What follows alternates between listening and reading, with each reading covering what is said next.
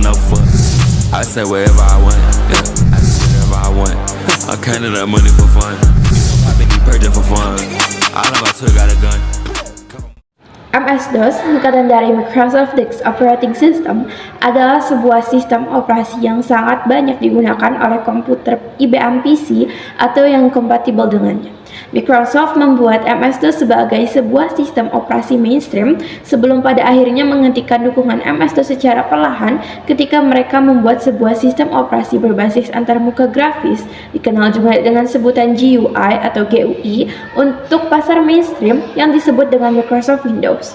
MS-DOS dirilis pertama kali pada tahun 1981 dan seiring dengan berjalannya waktu, Microsoft pun meluncurkan versi yang lebih baru dari MS-DOS. Tidak kurang hingga 8 kali, Microsoft meluncurkan versi-versi baru MS-DOS dari tahun 1981 hingga akhirnya menghentikan dukungan MS-DOS pada tahun 2000. MS-DOS merupakan salah satu kunci keberhasilan Microsoft dalam memproduksi perangkat lunak dari sebuah perusahaan kecil pembuat bahasa pemrograman saat didirikan hingga menjadi sebuah perusahaan besar yang seolah menguasai dunia. MS-DOS sebenarnya dibuat oleh sebuah perusahaan pembuat komputer yang bernama Seattle Computer Product atau SCP pada tahun 1980 sebagai sebuah perangkat lunak sistem operasi dengan nama QDOS, singkatan dari Quick and Dirty Operating System, yang selanjutnya diubah namanya menjadi 86DOS atau 86DOS karena QDOS didesain agar dapat berjalan pada komputer dengan prosesor Intel 8086. Microsoft pun membeli lisensinya dengan harga $50.000 Amerika dari SCP, lalu mengubah namanya menjadi MS-DOS. Selanjutnya, saat IBM hendak meluncurkan komputer pribadi yang disebut dengan IBM PC, Microsoft pun membeli lisensi MS-DOS kepada IBM. Pada pengembangannya, IBM dan Microsoft selanjutnya merilis versi-versi DOS, di mana versi IBM-nya langsung dibundel dengan komputer IBM PC yang disebut dengan IBM PC DOS. Versi IBM selalu dirilis lebih lambat dibandingkan dengan MS-DOS. Tapi, MS-DOS versi 4.0 adalah versi MS-DOS pertama yang benar-benar sama seperti IBM PC DOS. Karena Microsoft sedang berkonsentrasi untuk mengembangkan sebuah sistem operasi penerus DOS yang disebut dengan OS/2. Microsoft ketika melisensikan DOS kepada IBM menandatangani perjanjian lisensi yang mengandung bahwa Microsoft boleh melisensikan MS-DOS kepada perusahaan selain IBM, dan para perusahaan tersebut dipersilakan mengubah nama MS-DOS. Tapi Microsoft mulai mencabut perjanjian lisensinya, sehingga para perusahaan lain harus menggunakan nama MS-DOS, dan hanya IBM yang boleh menggunakan nama IBM PC DOS. MS-DOS pun berkembang dengan cukup cepat, dengan fitur-fitur signifikan yang diambil dari beberapa sistem operasi lainnya, seperti Microsoft Xenix, salah satu varian sistem operasi Unix yang dikembangkan oleh Microsoft, dan DR-DOS milik Digital Research, serta produk-produk utilitas lainnya seperti Norton Utilities dari Symantec Corporation, PC Tools dari Central Points, dan masih banyak produk yang diadopsi lainnya. Tapi pada akhirnya Microsoft meninggalkan proyek OS/2-nya tersebut untuk memfokuskan diri pada pengembangan Microsoft Windows dan Microsoft Windows NT. MS-DOS memiliki versi yang cukup banyak. Versi pertama dari MS-DOS sendiri adalah PC-DOS 1.0 pada Agustus 1981, dan versi terakhir ada pada PC-DOS 2000 tahun 2000. Nah, sekarang mari kita bahas bagaimana sih interaksi MS-DOS terhadap perangkat komputer. Seperti yang telah kita ketahui sebelumnya, MS-DOS ini merupakan sistem operasi terlawas dan pada masanya ia terkenal. Meski begitu, dalam penggunaannya, sistem MS-DOS termasuk sulit untuk orang-orang awam dibandingkan dengan sistem operasi yang telah kita pakai pada masa kini. Dikarenakan MS-DOS hanya bisa menjalankan perintah yang berdasarkan teks atau tulisan dan tidak memiliki grafik sama sekali. Bayangkan bagaimana betapa sulitnya mengoperasikan MS-DOS pada zaman itu. Nah, MS-DOS ini termasuk kategori sistem operasi yang tidak berbayar, sehingga kalian bisa menggunakannya tanpa mengeluarkan uang sepeser pun. MS-DOS dalam pengembangan versinya hingga sekarang tidak memiliki sistem kemampuan untuk melakukan multitasking maupun multi-user. dikarenakan ia bekerja terbatas pada antarmuka baris terakhir perintah yang kita ketik. Di zaman sekarang, penting banget sebuah komputer memiliki sistem multitasking, dikarenakan multitasking ini alias mengerjakan banyak tugas dalam satu waktu dapat mempercepat dan memudahkan pekerjaan dan tugas-tugas yang kita lakukan di komputer. Meskipun sekarang MS-DOS sudah tidak lagi menjadi sistem operasi yang berdiri sendiri, platform yang sederhana dan stabil masih digunakan di beberapa komputer tertanam. Halo teman-teman, jadi di sini saya akan menjelaskan bagaimana prosesor dan memori dari MS-DOS, apakah ringan atau berat. Nah, jadi MS-DOS ini pada awalnya dirancang untuk dijalankan pada komputer yang menggunakan prosesor Intel 8086 atau 8088 yang merupakan bagian dari keluarga prosesor x86. Prosesor ini banyak digunakan di komputer pribadi pada tahun 1980-an dan awal 1990-an. Dan MS-DOS merupakan sistem operasi yang dominan pada periode tersebut. MS-DOS juga dapat berjalan pada prosesor x86 yang lebih baru, seperti prosesor Intel 8086, 80386, dan 80486, serta prosesor yang kompatibel dari produsen lain. Nah, MS-DOS merupakan sistem operasi yang ringan.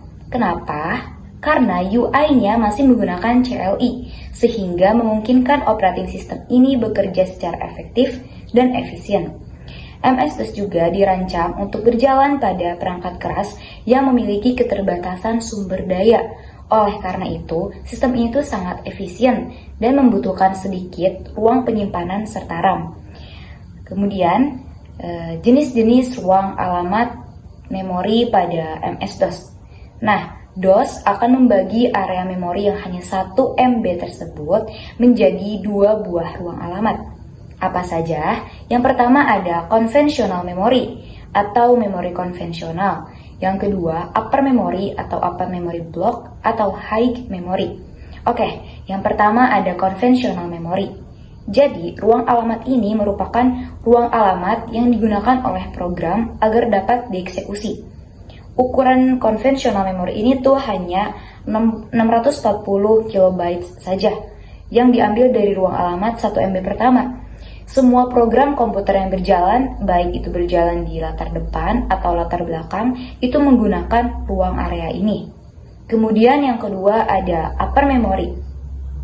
Jadi upper memory ini adalah ruang alamat yang dapat digunakan untuk tujuan khusus, seperti halnya untuk mengatur memori video. Ukuran dari upper memory ini adalah sisa dari 1 MB tadi, 1 MB memori pertama yang tidak digunakan oleh konvensional memory, yakni 384 KB. Kemudian, bagaimana DOS mengalamati memori? Jadi, DOS mengalamati memori dengan sebuah cara yang disebut dengan segmentation atau segmentasi. Dalam segmentasi ini, ruang alamat memori akan dibagi ke dalam beberapa bagian yang disebut dengan segmen.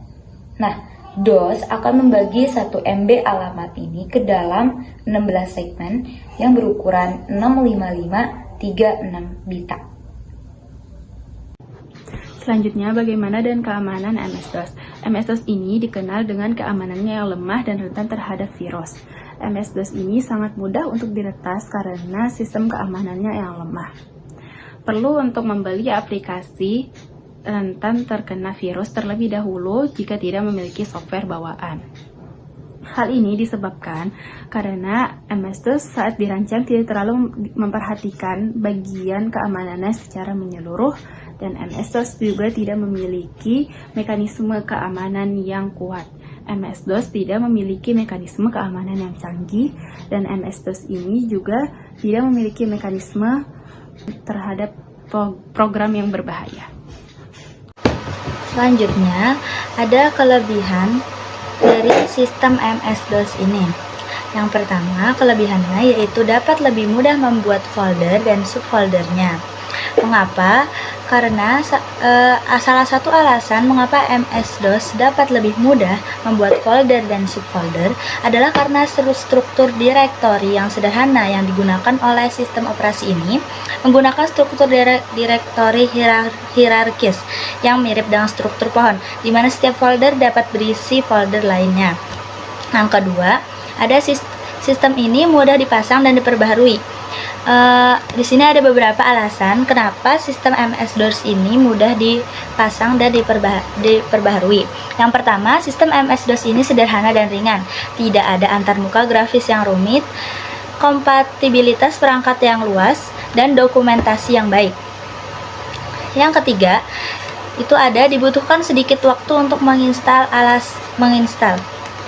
Kenapa sistem MS-DOS ini sedikit waktunya atau sebentar untuk menginstal atau mengunduh sesuatu? Itu karena ukuran yang diunduhnya relatif kecil, tidak ada antarmuka grafis yang rumit, proses instalasi yang sederhana, dan kompatibilitas perangkat keras yang luas. Dan masih banyak lagi kelebihan-kelebihan MS-DOS lainnya. Selanjutnya, setelah ada kelebihan MS-DOS juga memiliki beberapa kekurangan. Salah satunya yaitu mereka dapat mudah rusak atau cepat rusak. Jadi sistem MS-DOS ini mudah rusak, rentan gitu ya. Jadi kenapa mereka mudah rusak? Alasannya itu kerentanan terhadap kesalahan manusia. Jadi kesalahan manusianya ini sendiri. Jadi bisa jadi penggunanya ini yang dapat membuat sistem MS-DOS ini cepat rusak atau mudah rusak. Yang kedua, ketidakstabilan perangkat keras. Yang ketiga, ada infeksi virus. Jadi banyak virus-virus saat pengguna menggunakan sistem ini, banyak virus-virus yang masuk, dan jadi sistem ini terdapat infeksi virus. Jadi yang menimbulkan sistem MS-DOS ini mudah atau dapat rusak. Yang keempat, ada kegagalan perangkat keras. Yang kelima, kurangnya dukungan pembaruan. Jadi MS-DOS ini masih kurang diupdate. Jadi kayak kurang ada pembaruan, jadi mudah dan rentan untuk rusak. Dan kekurangan yang kedua yaitu MS-DOS tidak dapat terhubung ke jaringan komputer lain. Mengapa? MS-DOS memiliki keterbatasan dalam hal kemampuan jaringan dibandingkan dengan sistem operasi modern seperti Windows.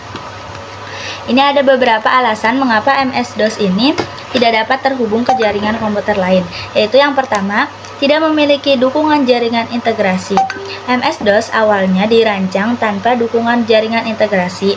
Pada era ketika MS-DOS dikembangkan, penggunaan jaringan belum menjadi kebutuhan umum pada tingkat rumah atau bisnis kecil. Jadi mereka tidak ada dukungan jaringan terintegrasi. Yang kedua, tidak memiliki protokol jaringan bawaan. MS-DOS tidak memiliki protokol jaringan bawaan seperti TCP atau IP yang sekarang menjadi standar dominan untuk komunikasi jaringan. Protokol ini diperlukan untuk terhubung ke jaringan modern, termasuk jaringan internet. Yang ketiga, ada ketidakmampuan untuk menangani perangkat jaringan. Jadi sistem ini tuh tidak mampu menangani perangkat jaringan dari luar. MS-DOS tidak dirancang untuk menangani perangkat keras jaringan seperti kartu jaringan atau modem. Yang keempat, kurangnya program aplikasi jaringan. Jadi dari sistem MS-DOS ini itu tuh kurang program-program aplikasi dari jaringan lain. MS-DOS tidak menyertakan program aplikasi yang mendukung fungsi jaringan seperti browser, web, atau klien email. Yang kelima, ada keterbatasan keamanan. MS-DOS tidak memiliki fitur keamanan jaringan yang memadai. Keterbatasan ini membuat MS-DOS rentan terhadap serangan dan pemecahan keamanan. Yang keenam, ada kemajuan teknologi jaringan. MS-DOS dikembangkan pada masa di mana teknologi jaringan masih berkembang. Oleh karena itu, tidak mungkin untuk menambahkan kemampuan jaringan yang canggih seperti ditemukan pada sistem operasi modern. Dengan semua keterbatasan ini, jaringan MS-DOS menjadi semakin tidak praktis untuk digunakan dalam lingkungan jaringan yang modern. Seiring berkembangnya teknologi, sistem operasi yang lebih canggih dan mendukung jaringan seperti Windows dan lain-lain itu lebih mudah digunakan oleh masyarakat, oleh orang-orang di zaman modern sekarang. Penerapan MS-DOS dalam kehidupan sehari-hari. Jadi, di sini saya ingin menjelaskan tentang studi kasus tentang penggunaan MS-DOS dalam sebuah perusahaan. Perusahaan ABC adalah sebuah perusahaan manufaktur yang menggunakan komputer untuk mengelola inventaris dan proses produksi mereka. Mereka memutuskan untuk menggunakan sistem operasi MS-DOS. Karena pada saat itu, MS-DOS adalah salah satu sistem operasi yang paling umum digunakan di komputer pribadi. Dalam penggunaan sehari-hari, karyawan di perusahaan ABC menggunakan MS-DOS untuk menjalankan berbagai perintah dan program.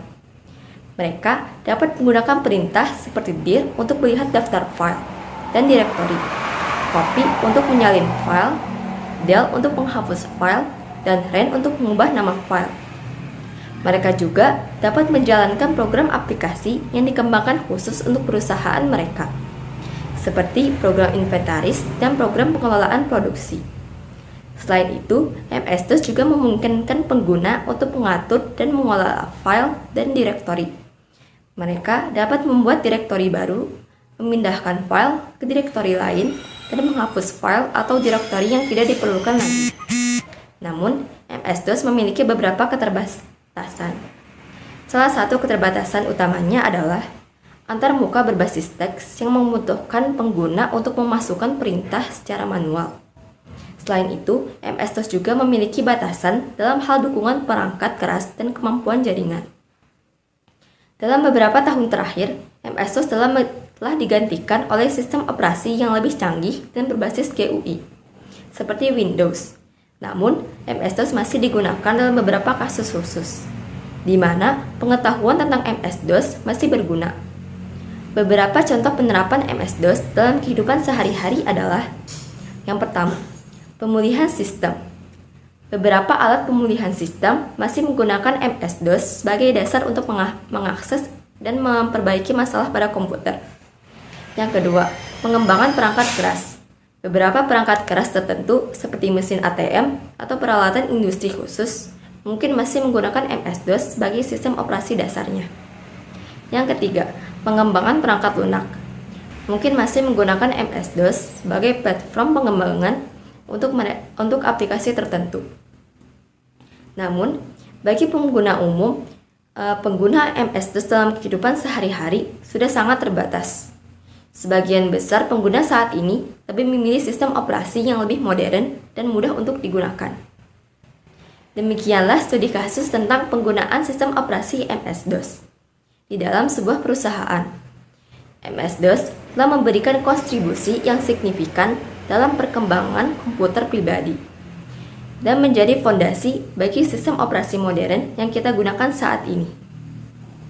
Sekian dari